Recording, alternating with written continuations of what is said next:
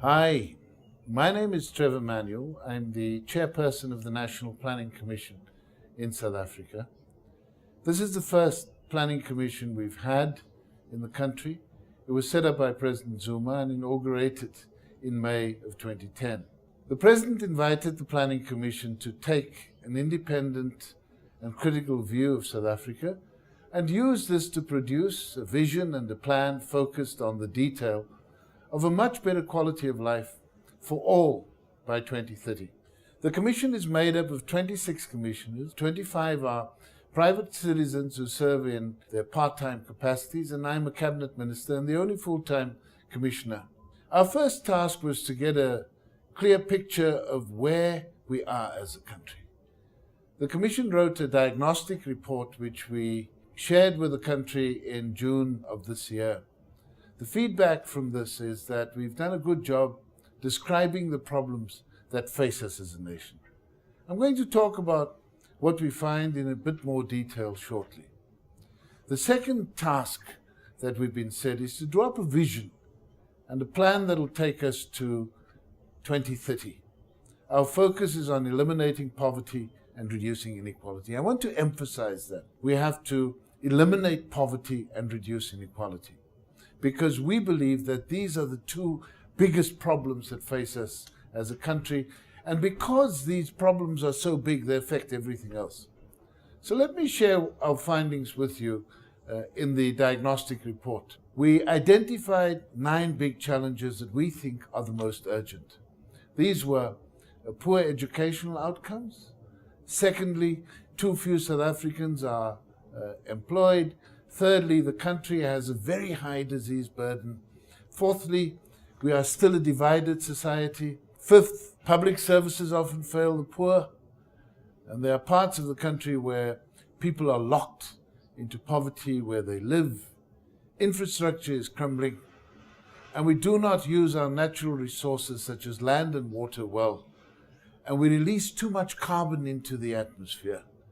Corruption bedevils everything we do. And I'm going to talk about each of these in a little more detail. If you start with education, which is the basis of everything, we have some things we need to be thankful for. 80% of learners aged 5 are enrolled at school. That looks good. But digging deeper, we see that the shadow of history as defined by race and class is still very evident in our educational system. Only 1% of African schools are top performing, 12% are moderately performing, and 87% of schools serving the African majority perform poorly.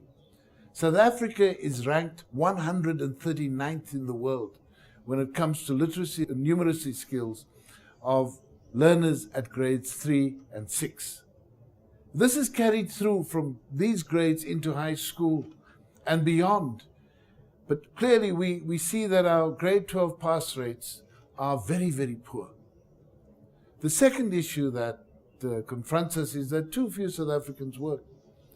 Many more people come into the workforce every year than there are jobs available. This means that young people are bearing the brunt of unemployment. 60% of people who are unemployed have never actually worked a day in their lives. As I speak to you, our official unemployment statistic is 25.7%. On top of that, many workers lack the skills that will help us to modernize this great economy of ours. We have to do something about this. There is no choice. The third challenge is infrastructure. We haven't spent nearly enough on roads and railways, ports, energy, for about a generation. We demonstrated that as a nation we could spend very well for the FIFA 2010 World Cup. But other than that, we haven't invested in big infrastructure. We're building 2 very big power stations now, but we need to invest significantly more, especially in maintaining what we already have. All South Africans talk about the potholes in our roads around the country. Many South Africans are exposed to water schemes that aren't working and such problems. We have to spend money on the maintenance of our infrastructure. The fourth challenge I want to raise is what we call spatial patterns. It's about where people live. Apartheid created massive divisions in settlement patterns between rich and poor. These patterns are still in place today.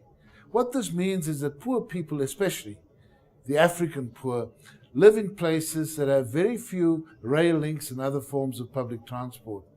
A great many people who don't earn a lot also live very far from where they work. This must be corrected. The fifth challenge is that although we have great resources, particularly plenty of coal, which we can mine cheaply, and we live in a water-scarce country, we need to act in a way that protects our environment. We need to start doing that, given the threat of climate change, not only in our country, but around the world. The sixth challenge is that we have a poorly performing health system. Nearly 1 in 5 South Africans between the ages of 15 and 49 is HIV positive.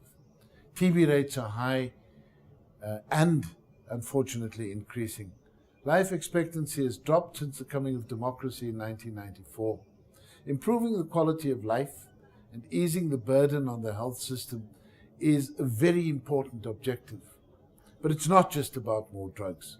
It also involves behavioral change so that we can reduce the deaths from interpersonal violence and also from abusive driving patterns on our roads. The seventh challenge is the unevenness of the public services. Poor South Africans feel the effect of this more than the wealthy do, and yet they need the services of health, education, social welfare, policing, Department of Home Affairs, very frequently. It's important to remember that the Constitution divides the responsibilities for these things between national and provincial governments, giving the implementation of pro-poor policies like education, health and social welfare to the provinces. We must find a way of ensuring the evenness of all public services. The eighth challenge that we've raised is corruption. Corruption always robs the poor, and this was one of the reasons why apartheid was premised on corrupt practices. Now, soon after the coming of democracy in 1994, there was very little evidence of corrupt practices. But this ugly animal has raised its head again, and we see it in the awarding of contracts and tenders.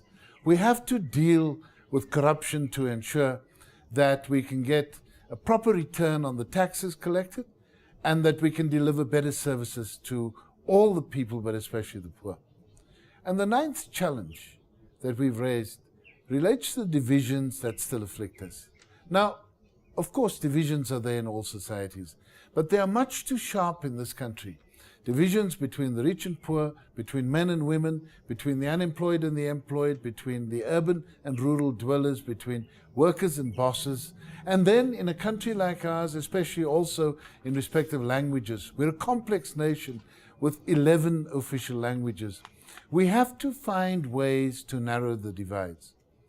The National Planning Commission published the Diagnostic Report in June of 2011, and also with it an outline for the vision.